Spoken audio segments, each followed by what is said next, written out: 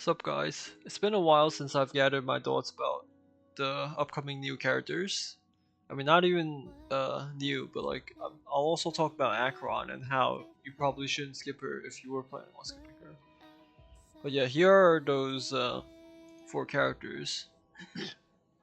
I had them on tier list, but there's no point of showing the other characters because they're all S tier and they're all at the top of the line. Like compared to all of their competitors, I feel like they're better. They're just straight up better. Now for Acheron and boothill, I'll go deeper within that later on. But yeah, all these characters after Sparkle, and Sparkle included, also seem to have like crucial parts of multiple teams. And I think that because they all seem to have multiple character kit factors and different stat scaling that I haven't seen in other characters before. Now, I'll make a list for these four characters to, kind of get like a deeper reason or value to each one. Alright. Now, I have a list right here showing every character. Now, first, Acheron. I'm sure a lot of people know high AoE damage because, her ultimate just does AoE at like, and you could use her ultimate in like once every 2 turns or once every turn, which is pretty insane for such a powerful ultimate because her ultimate is probably the strongest currently, strongest DPS ultimate. And her another good thing is that QOL technique. Her technique is insane. You skip a full combat. Like who else can do that right now? No one else. No one else can skip a full combat and straight up end it in 1 second. Like that saves a lot of time. I feel like that in general is something that you cannot like skip over, even though it's only a technique, because that's just a straight up saving your time, which is, I mean, can't really say it's saving your time if you can say that you're having fun doing it. But for me, whenever I'm running the simulated, I don't really want to go do every single monster. So having Acheron's technique was definitely a game changer, and I'm sure that goes the same for a lot of people. I mean, you could argue against that, but it's I feel like it's really big for a lot of people. And her third point is that she could break all weaknesses with her ultimate. I think there are a few characters that can do that, like COE, but Acheron just she does this too well. Acheron just breaks all weaknesses, so it kind of makes her more valued, especially as a DPS. It's like you wouldn't be as dependent on trying to look for other like elemental coverage if you have Acheron, because you could use her on everyone basically, but preferably against lightning, just because her skill is lightning. So you can't have your ultimate up all the time, even though it is a pretty short cooldown. I remember back in the days when before Acheron came out, all these people were like, "Oh, she's gonna be hard to use her ultimate because you can't use energy and she has to depend on stacks." I knew that was definitely not the case because 8 stacks and she generates at least 2 per character that takes a turn on her team. It's just I knew that was gonna happen. Like it was a 1 or 2 turn ultimate. Like I don't understand how people thought she was gonna be bad because of this new mechanic. But yeah, I was right. Anytime the game has like a new mechanic, it's gonna be good. And yeah, there's gonna be a lot of new mechanics with boothill too. But yeah, Acheron has like 3 main points. Now, as you can see, boothill does not have 3, and yeah, I do think he is less of a value to roll than Acheron. So all you guys that are skipping Acheron for boothill, it is not that good of an idea if you think boothill is gonna be stronger. But Boothill does excel in some things, better than acheron. Now I'm not just saying this to fence it. I actually do think Boothill has something above acheron. Now, my first point for Boothill is that he can apply weakness, a physical weakness to monsters by ulting. And he ulties like every 2 turns. So like 50% downtime. No, nah, not 50% downtime. The instant you get one ulti on, you could probably get another one off before it ends. Because the last is for around 2 turns, I'd say. So you could keep the ultimate on. Especially when you're fighting a boss, you start getting energy really easily. But yeah, that is one point I feel like. Yeah, Acheron could also break all weaknesses, but the fact that Boothill just straight up applies physical on the enemy is pretty insane. It's like, who needs Silverwolf anymore when you got these characters that just brute force it? Like, straight up apply physical weakness. Like, I don't think there's any other. Well, of course, there's also Xiu Yi, but like, Xiu Yi. Okay, I'll be real here. Xiu Yi is way too dependent on too many stats. She's way too dependent on perfect relics. Like, she's probably the one character I'd say that if you don't have perfect relics, she will not be even remotely close to being, close to the 5-star DPSs. At least the meta ones. But she is good. It's just that she needs those perfect substats. So Boothill's second point is that he's SP neutral. Now, what he does is that his skill enhances his normal attack, kind of like how Blade is, but much shorter. Lasts for like 1.5 or 2 turns. Lasts for 2 turns, let's just say. So whenever he uses it, he forces the enemy to attack him, and he does bonus damage to the enemy.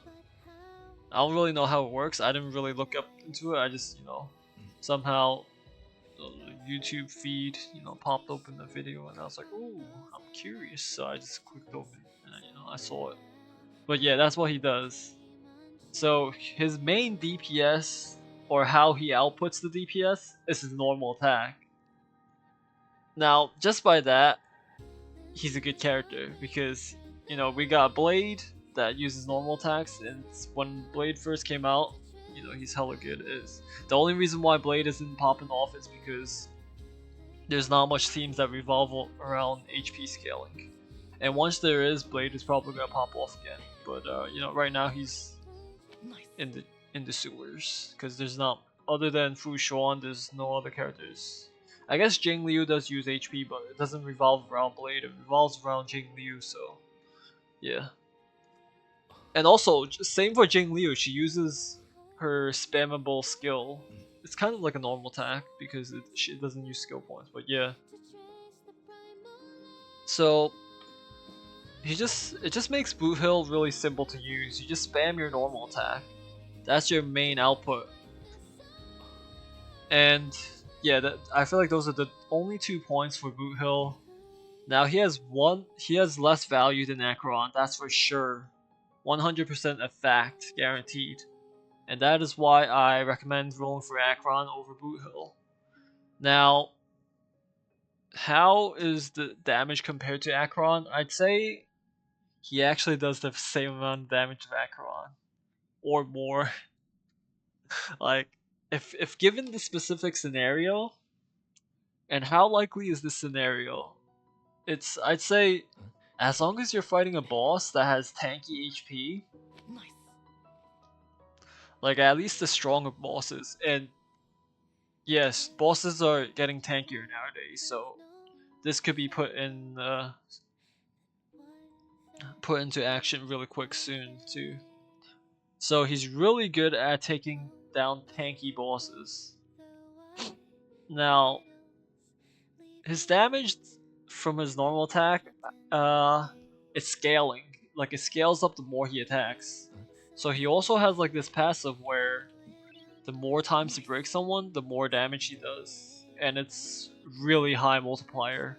I think it's like 50% more damage for every weakness broken enemy. So if you break 3 enemies, and then because they stack permanently, he has like these 3 dinkies that stack, and once you get 3, you get a 150% damage bonus, and also increases your crit rate and crit damage. So you're gonna be blasting people.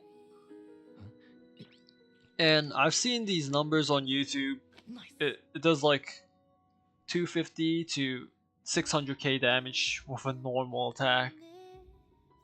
Well, the only problem is that it requires the monsters to be broken first before you start hitting for 400 DPS. Because anytime you break something with, anytime you attack something that's weakness broken, with boothill, he does a extra attack.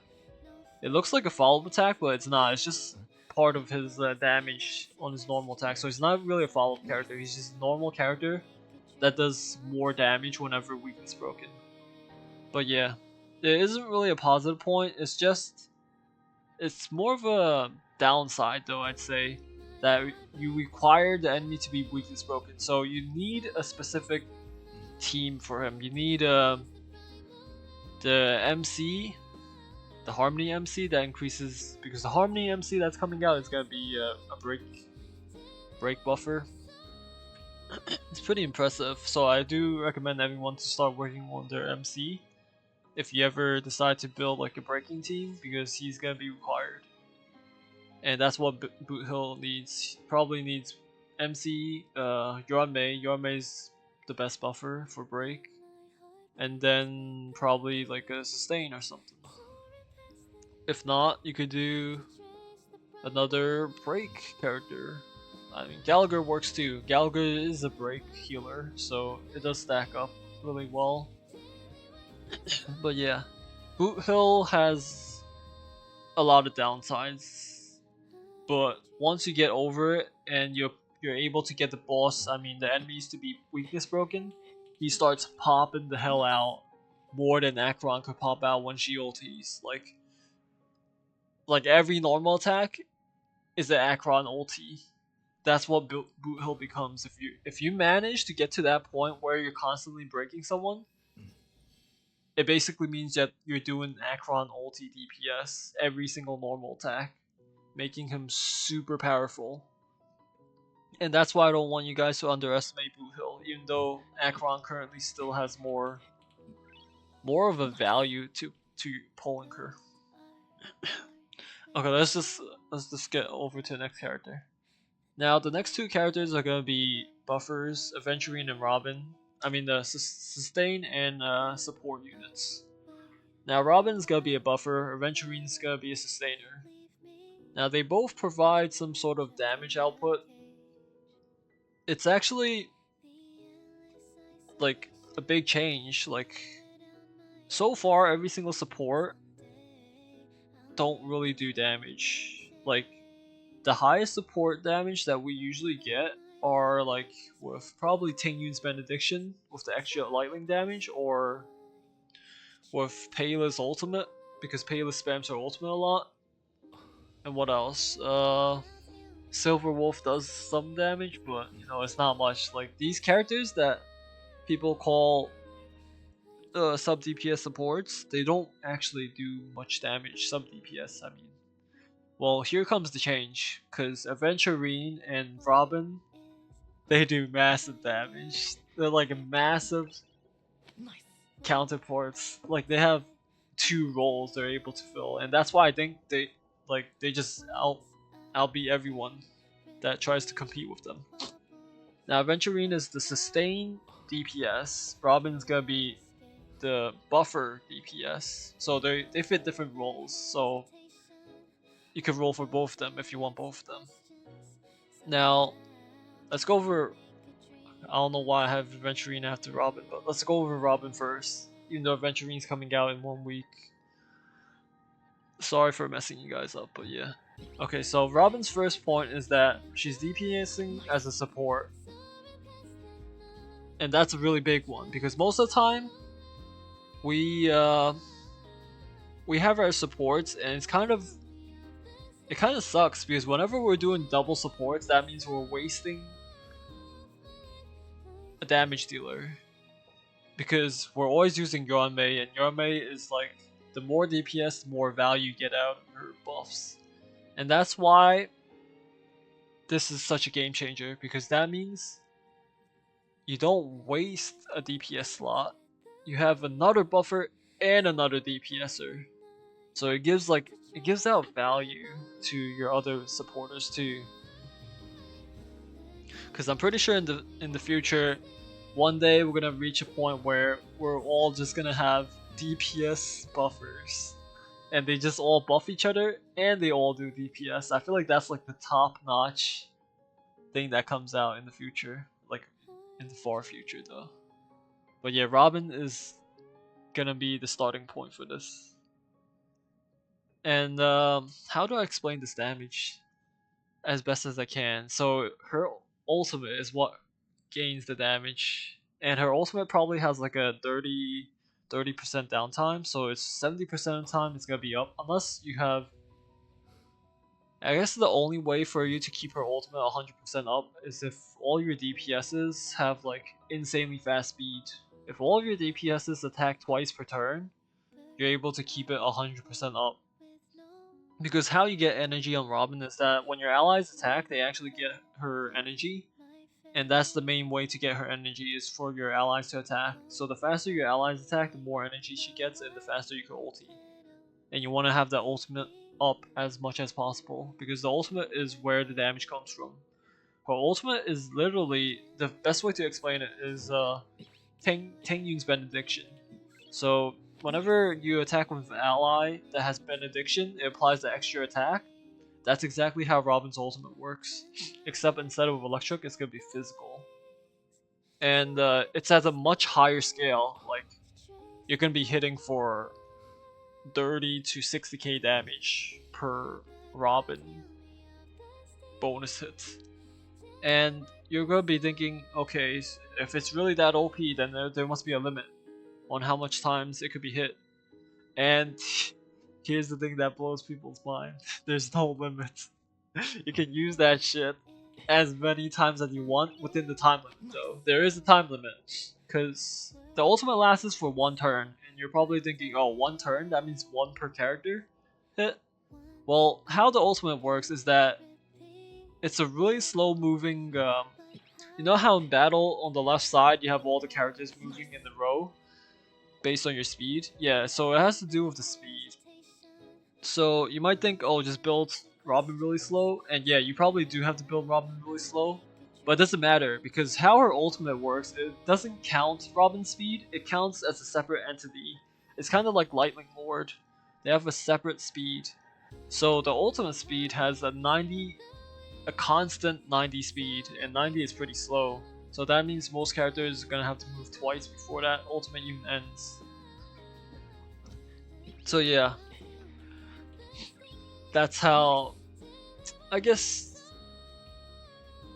every character has like at least 2 times to attack before the ultimate ends. So it's already, imagine, 3 times 2, that's 6. 6 times around 30 to 40k. So let's just 30k. So 180k damage per ulti from Robin. That's pretty high. I feel like 180k is really high. Because let's not forget the ultimate. Not only does it do damage, it also buffs. So her second point, let's move on. Her second point is that she has the strongest buffs in the game once she comes out. Like no joke, stronger than Yormei's buffs. Yormei gives you 32% whenever she uses her skill. Robin gives 50%. That's like way better. Not only that, but she also gives crit damage for follow-ups, and what else? Shoot, I don't even remember, but yeah, she gives really high buffs. Alright, and her light cone also. Her light cone's kind of similar to your maze, except that instead of she also gives energy to herself and gives her a really similar buff to your maze light cone. I remember. So yeah, she is gonna be all round strong. Like I don't think you should skip Robin unless you really just don't want her. I feel like it's really hard to skip Robin. She's gonna be the top support. I'm pretty sure. Like no doubt about it. She's gonna be the best support. I guess there are arguments that Sparkle is gonna be more useful because in the end of the day, sometimes you want more skill points. But if you're talking about buffs alone, Robin's it. Like she's the goat for buffs. And her third point is that she advances all allies. Like it's just insane how you think you thought Bronya's skill is good. You haven't seen Robin's ultimate yet. Advances everyone, which kind of it fits her kit really well because whenever you ulti, your allies do bonus damage based on Robin's attack. So you want as many turns as possible, and it's perfect because she advances them all, so it gives them more time. So yeah, free advancement for all allies. So extra turn, like what can go wrong with that? That's perfect for MLC, perfect for any content that have time limit because advancing your full team is it saves you basically half a turn at least half a turn or a full turn even. So yeah, that is huge. Okay, but yeah, I'm pretty sure a lot of people know Robin's the thing to roll for, right? I'm sure of it. Alright, next up is Aventurine. Aventurine, I'm sure a lot of people know that he is gonna be the next best sustainer. Better than Fushuan, better than the Hua Hua. Locha, I don't understand, but people actually say Locha is better than Hua Hua. I actually think Hua Hua is better than Locha because she provides more debuff removal. Now, healing wise, sure, Locha is probably the best healer, but most of the time, I don't really need healing. So yeah, that's why I argue Locha is actually the not as useful as Ho Ho.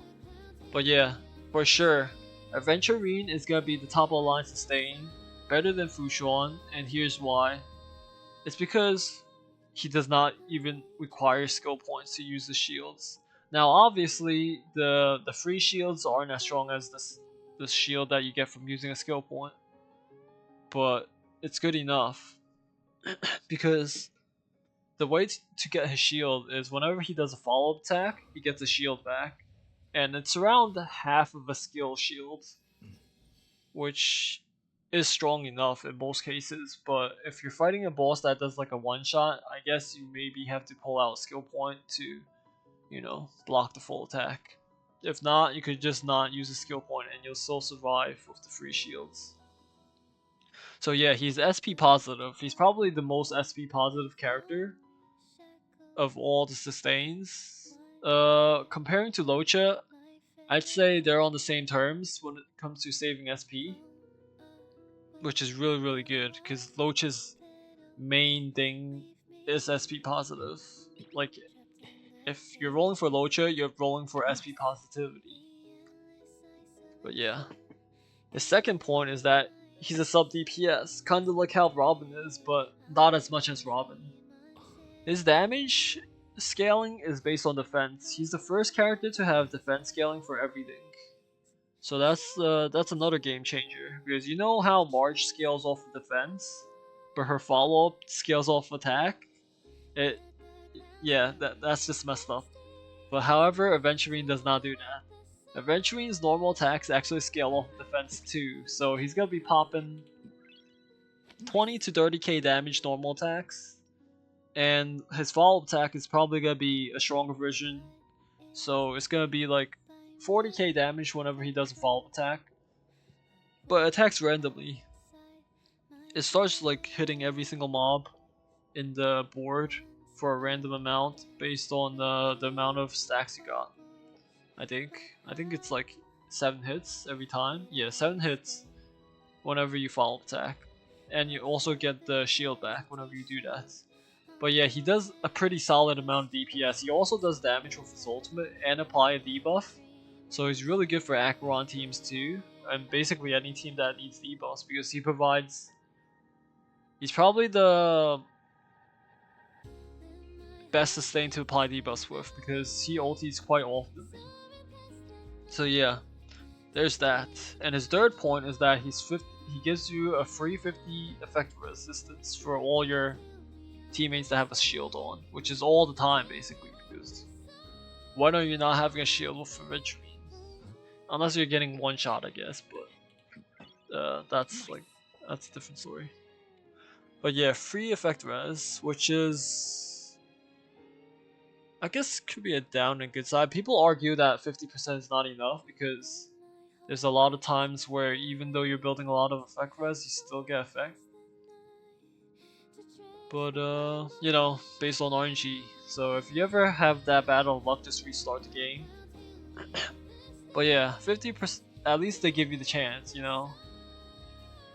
Being able to prevent debuffs is probably the strongest thing there is, because you know how Haw she has debuff removal, and sometimes some debuffs you can't just remove them. It's like if there's a slow being applied, your character is still slowed before he even gets to take a turn to remove the debuff. And that's the problem. That's a really big problem for a lot of characters, such as character that does follow attacks, like Blade. Whenever you're frozen, but you have enough for your passive, you can't even use it because you know you have to wait until you're unfrozen or unslowed, and that's where prevention comes in from effect res. That's why I see effect res as such a high value, even though it is RNG, but it's definitely a positive value. I think that's it for all these characters. Now, hopefully, you know, it changed your mind for all of them. And currently is the acheron banner,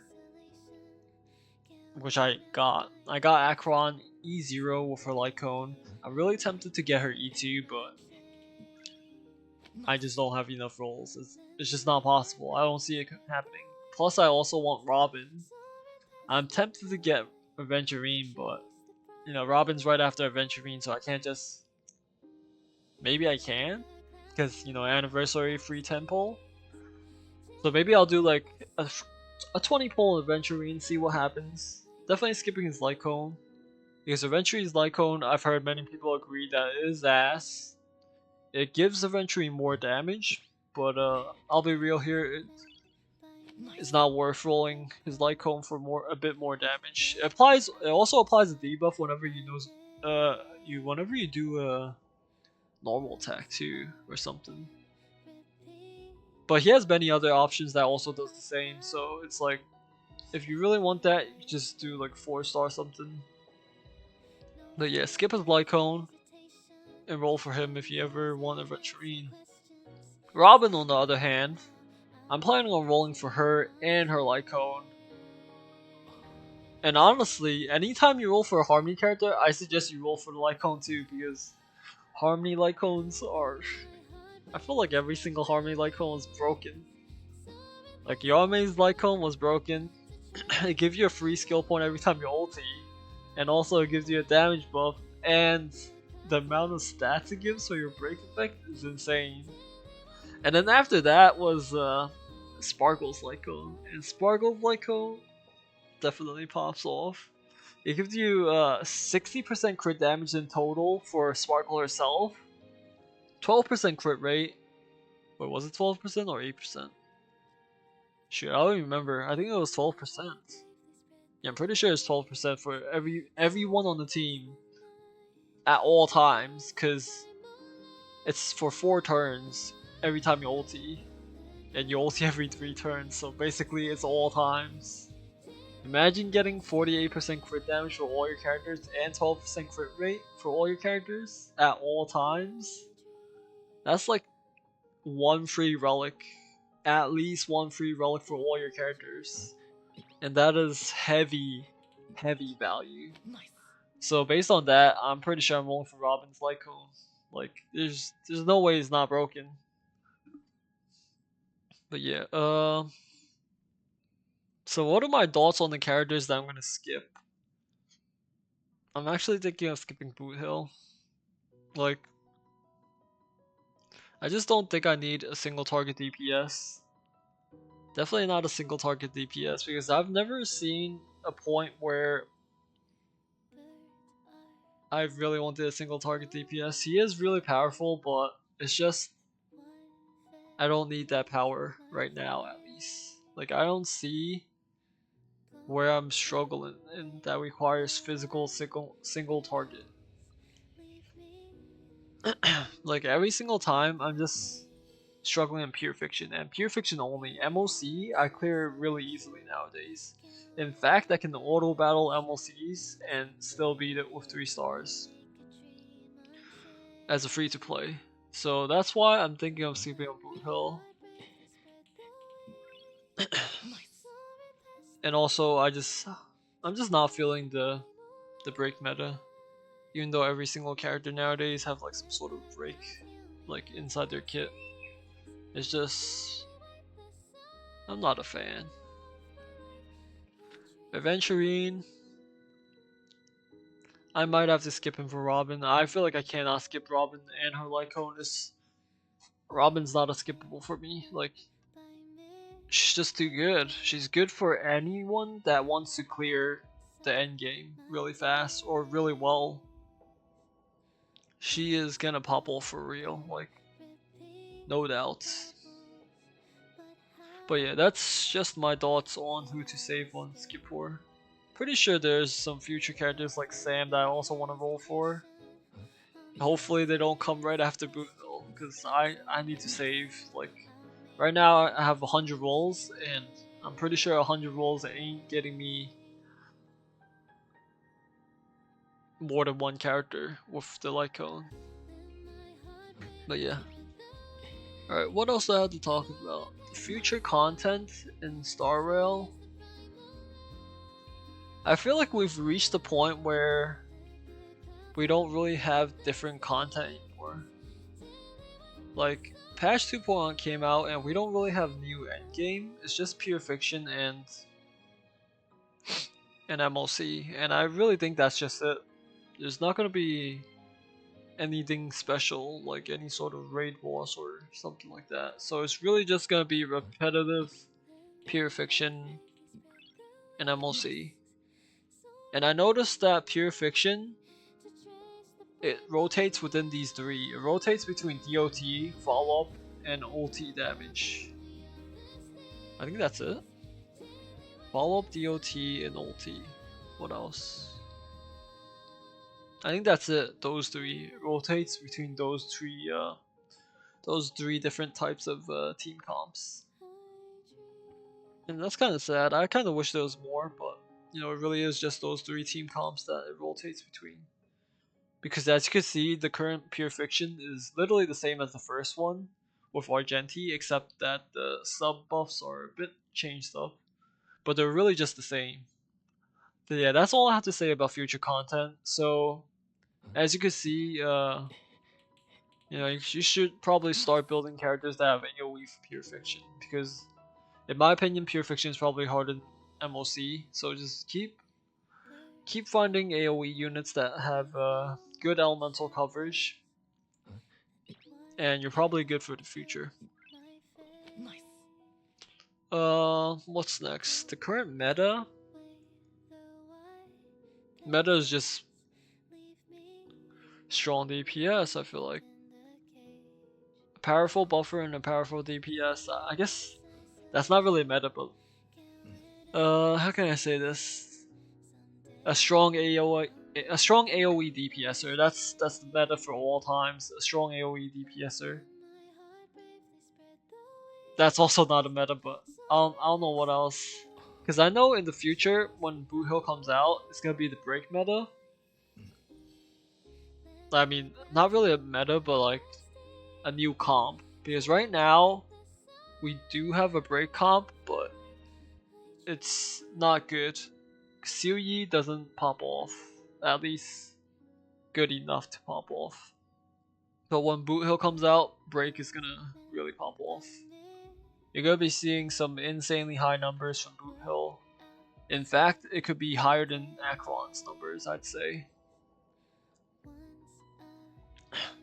But yeah, I think that's all I have to talk about. I just hope I get Robin. But yeah, good luck in your character roles, and if you have any comments or any questions or anything to let me know, because there are still a lot of things I don't know about some characters. Hopefully I didn't get anything wrong. But yeah, leave a comment if you want. Let me know anything or any questions. Alright, peace.